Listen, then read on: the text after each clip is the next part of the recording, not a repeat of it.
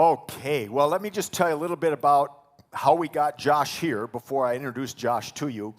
Since about 2017, we have been, as a church, and our call committee in particular, has prayerfully been looking for an associate pastor who would eventually become the senior pastor of this church. And we've been through, over these last several years, many different candidates.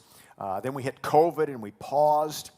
And then out of the blue, I got a call from the bishop's office. They said, there's a guy who really gets you guys and would love to interview at Community of Grace. And we did all the due diligence, and our call committee is excited to bring forward to our congregational meeting in a couple weeks, Josh. And Josh Pontious is here with us today. Josh, let's give him a round of applause. Josh, good to have you here. Well, thank you very much. Really appreciate it, Pastor Tim. So let's start by introducing your family. I know they're off running around over here somewhere, but we've got a nice picture of them. So just tell us who your family is. Sure, wonderful. So I'm Pastor Josh Pontious. My wife, Rebecca Pontious, is holding our youngest son, Daxton, who just this past week turned 2 years old this past Wednesday. And then next to them is Grayson, who is 7.5 and has started the second grade. And how long have the two of you been married? We have been married, it'll be 9 years this November. So been together for about 11 years, but married 9 years this November, and I'm glad that I remembered that because you didn't tell me I was going to be asked that detailed of a question this early. Well, and I'm going to ask you more. I want to know, when did the sparks fly between the two of you? How did you know she was the one? Oh, it was really, really early on. We met online, as couples often do these days. We went out for a date. We had a really great time, and that was it. We never saw anybody else. It was just the two of us right then and there. It was actually the first time that we just spent hanging out at home. Just relaxing. It wasn't a big date. It wasn't anything big, but the ability to just be with someone else. That's what told me this is the one for me. Yeah, wow. So we also, Steve, can you zoom in on this epic beard? His epic beard, not my epic beard. Oh, not his? Yeah. No, this so right there. You notice it's red. It's got a little gray.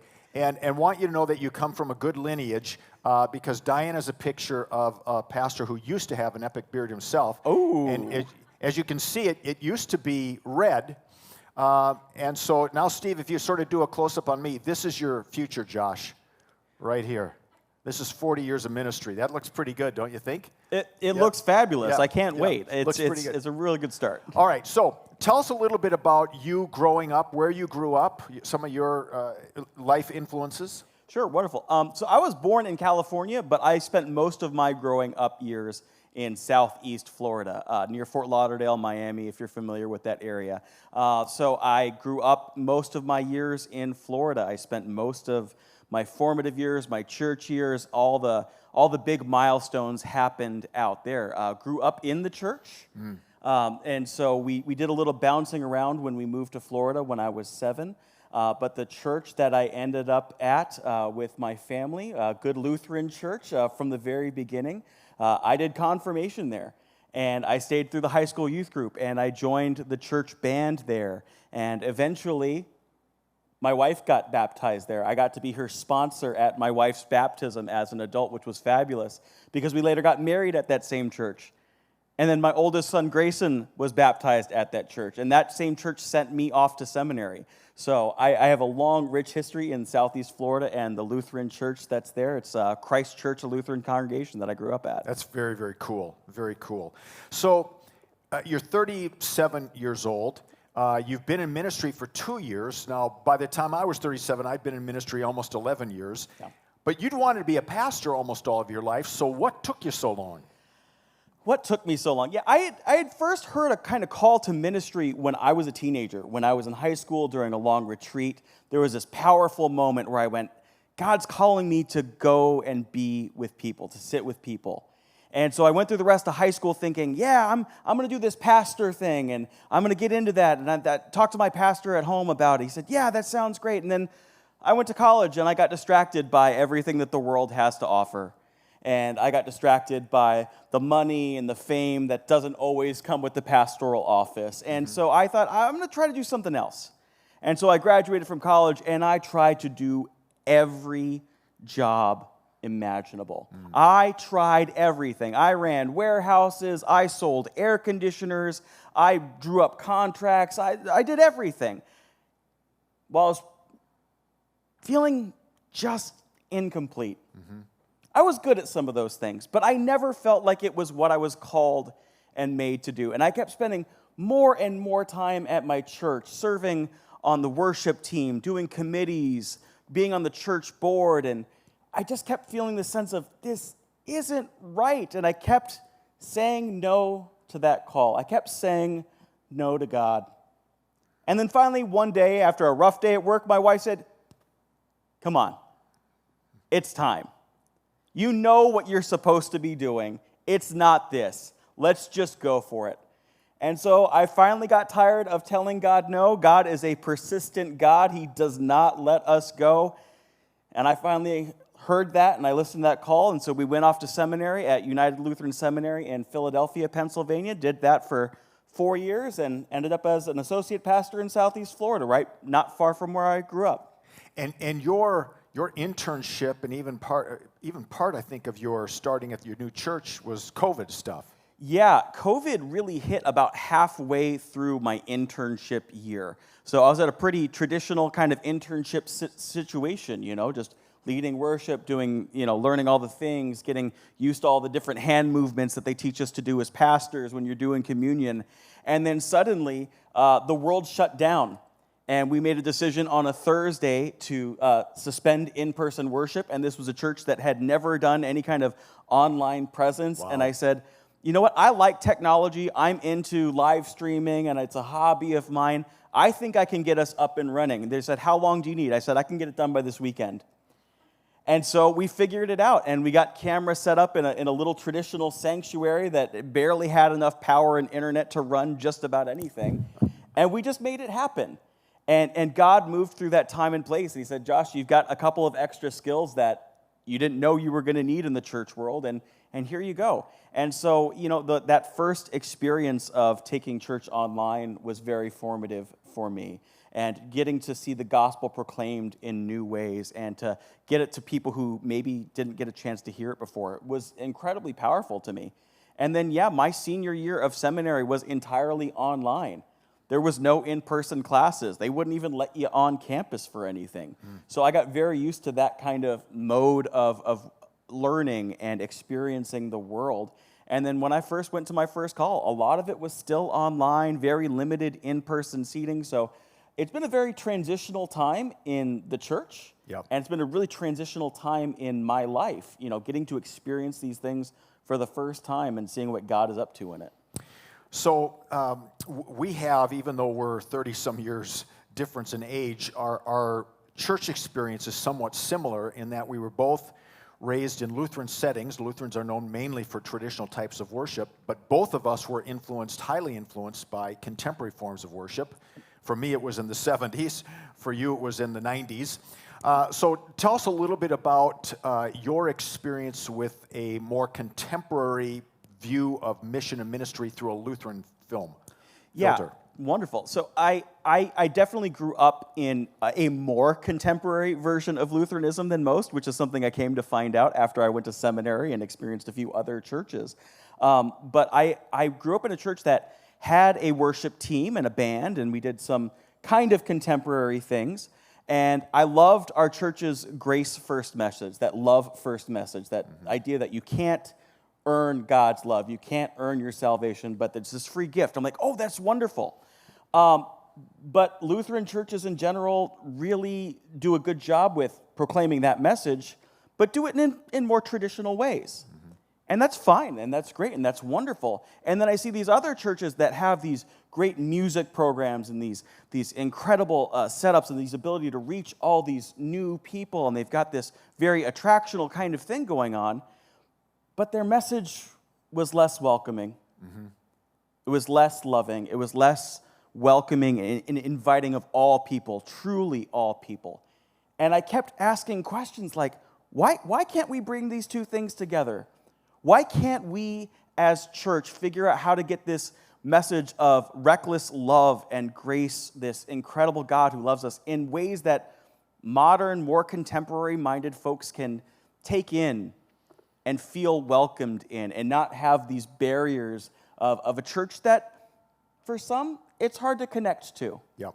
And so I have just made it my mission to try to make this radical, loving God, this welcoming God, as accessible as possible. Mm-hmm. And some churches have started to take some steps towards it, and I've worked with some to get that. And I still see a lot of work that can be done. And I'm just really excited about this ability for us to proclaim this incredible message in new and exciting and innovative ways that connect with people that other forms of experiencing God don't connect with as well. So I know that's a big part of what attracted you to the possibility here. And so how did you hear about us? So as you sometimes do, as you're starting to explore what other calls and opportunities there are for you as pastors, we have databases and we have lists, and we find out, what kind of churches are out there. And I said, there are just so few churches that live out this grace first message in this very contemporary way. And I'm sure I'll never find one, and I'm sure it's going to be a struggle, and I'm sure that I'm going to have to go somewhere and work really hard to try to convince somebody that this is a good way to do church. And then I found Community of Grace in that list, and I took one look at it, and I wasn't at that time even officially looking for a church to call my next call. It was just, what's out there? What's going on in the world? What are other churches up to? And I said, oh wait, they're doing it. They've done that work. They've put in that footwork. And let me check out their website. Let me check out the YouTube channel. Let me see what's going on social media. And I just went, wow. I cannot believe this. And I saw that you'd been looking for a while. You could tell from, the way it's all drawn up. I'm like, oh, there's no way this listing is current anymore. They found their person a long time ago. There's no way. By the time I'm officially looking, this is going to be long gone. But man, if there was a church that I could see myself being called to, no questions, no hesitations whatsoever, it would be a church that at least looks like this one. Well, God works, the Spirit moves in incredible ways, and as you said, my name came up and said, hey, are you still looking? And they came to me and say, hey, Pastor Josh, you still looking? And here we are. Here we are. Now, you had a chance to be with us a couple weeks ago, so just kind of what were your initial impressions being here for the first time? It was incredible. So if the shirt and the beard didn't give me away, you might have seen me sneaking around during worship services about a month ago now. But I felt this incredible sense of God's movement in this place. And yeah, I could tell from online that your band was great, and you've got the lights, and you've got all those markers of contemporary, modern type worship, but this ability to really feel like you could be whoever you were. I felt this sense of welcoming and acceptance. This doesn't matter what you look like, doesn't matter where you came from, doesn't matter who you're with, it doesn't matter what your life experiences are. This was a place where you could feel God's love. And I just went, this is the most incredible thing I've ever experienced. It's something we hope that we feel in every church that we go into, but when you came here, I felt it. And then secondly was just how many kids there were. There were kids everywhere. There were so many children participating and active, and it wasn't, hey, go off and do your thing, and we'll see you when you graduate, I've always said that children aren't the future of the church. Children are the present of the church, and you're living it out here. And it took me a moment to get used to some of it, but I couldn't help but smile the whole time. Yeah.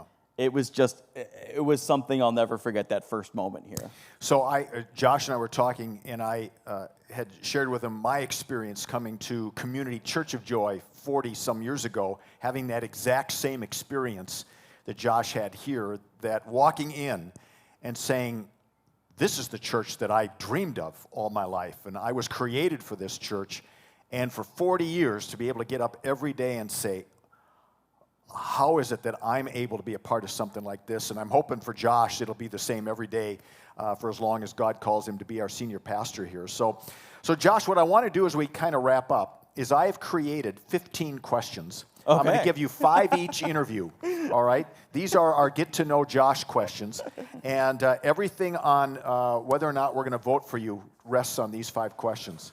Ooh, okay. All right. All right. He asked, what are we going to talk about? I said, I'm not telling you. So here we go. So the Bible says, taste and see that the Lord is good. So for you, our metaphor would be God's grace tastes like. God's grace tastes like the perfect bowl of pasta. There you go. All right. All right. See, I had ice cream. So, yep, very close. It's carbs either Yeah. way. Really, God's love tastes like carbs. Good carbs. Good carbs, Yeah. whatever those may be. All right. Your all-time favorite TV show? All-time favorite TV show. Can't pick one, but any of the Star Trek TV shows. Okay. All right. So you're really into that stuff. Really into sci-fi. I love the idea of a future where humanity really works together and does common good. Yeah. While dealing with aliens and space explosions. So have you watched every single Star Trek series? I've watched every single Star Trek series, every single movie. I am a total sci-fi nerd at heart. Yes. Okay. All right. If money is no problem, your absolute dream holiday. My absolute dream holiday, it's got to be cabin in the woods, side of a mountain, really big hot tub, and no internet. Just away from it all, Yeah. with my wife and kids, fire every night. Not too cold, I'm from Florida, but like just a little bit of snow on the ground would be perfect for me, and just disconnect from the world and be with my family. That's the perfect holiday. And what would it be for Rebecca, by the way? What would it be for Rebecca? She would really love that, but she could do the whole beach vibe Okay. too. So she's very versatile in that Yeah, way, and yeah. I appreciate that about her. Well, Jan and I, because we couldn't get to Maui a couple weeks ago, a friend lent us his cabin up in Prescott. Pretty close. There was no hot tub. But we had internet, and we were glad of it because I was doing a little work while I was there. All right, 2 more questions. Your favorite sound? My favorite sound is an electric guitar. Just not anything crazy, just the sound of an electric guitar ringing out in a space, getting ready to lead into something really cool. That big open chord that announces something. That can never be beat. Now, is there a particular song for you that captures that? All of them. Okay. There's so many things. There are some great guitar solos out there. Just that. If you're a musician, a big open E chord on a guitar, loud amplifiers, several of them stacked behind you, just ripping out across an auditorium. Nothing like it in the world. Yeah. So a little preview of what we might see under Josh with contemporary worship. You never know. A lot of open E chords. And question number 5, your favorite fruit? My favorite fruit has changed in the past couple years because I was actually never a big fruit person. But when I was staying with my wife and her family, and you could pick blackberries off the vine, and there were blackberries everywhere in Northern California. I think the blackberry is my new favorite fruit, and I will put it on just about anything. Wow. All righty. Well, ladies and gentlemen, this is Josh Pontious. And Josh is going to be joining us pending a congregational meeting, which we're pretty sure. I think he passed. He'll be with us in October. And so, Josh, we're looking forward to it, my friend. You have been at least 5 years in the making, so we're glad you're here. And I'm glad to be here. Thank you so much. Thank you.